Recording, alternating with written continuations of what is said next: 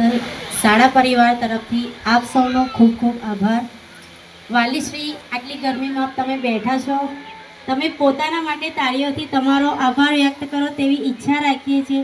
આપ સૌ વાલીશ્રી તાળીઓથી પોતાનું સ્વાગત કરો.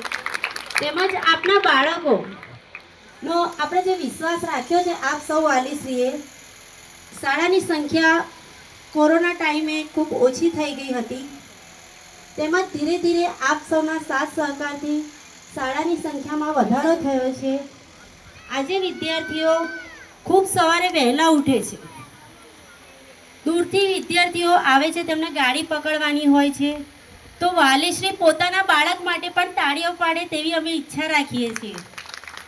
ખૂબ મોટી બાબત છે કે એક નાનું બાળક આટલી જલ્દી ઉઠીને ગાડી પકડે છે અને શાળાએ સમયસર પહોંચે છે. ડ્રાઈવર ભાઈઓ કે જે આજે આપણી સમક્ષ ઉપસ્થિત નથી, તેમની ખૂબ મોટી જવાબદારી છે. નાના બાળકોને ઘરેથી સહી સલામત લાવવા તેમજ અહીંથી સહી સલામત ઘરે પહોંચાડવા એ ખૂબ મોટી જવાબદારી છે. તો ડ્રાઈવર ભાઈઓનો પણ ખૂબ ખૂબ હું શાળા પરિવાર તરફથી આભાર માનું છું.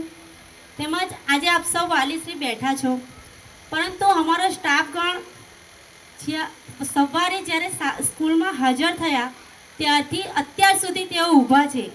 તો અમારા શાળાના તમામ શિક્ષકો માટે પણ આપ તાળીઓથી તેમનો આભાર વ્યક્ત કરો અને હું શાળા પરિવાર તરફથી પણ તેમનો આભાર વ્યક્ત કરું છું. અમારા સેવક બહેનો અને સેવક ભાઈઓ પણ શાળાના કાર્યક્રમમાં હંમેશા કટ્ટર ઊભા જ હોય છે, તેમનો પણ ખૂબ ખૂબ આભાર. આચાર્યશ્રીની વાત કરી તેમજ ટ્રસ્ટીશ્રીની વાત કરી કે જેઓ પોતાના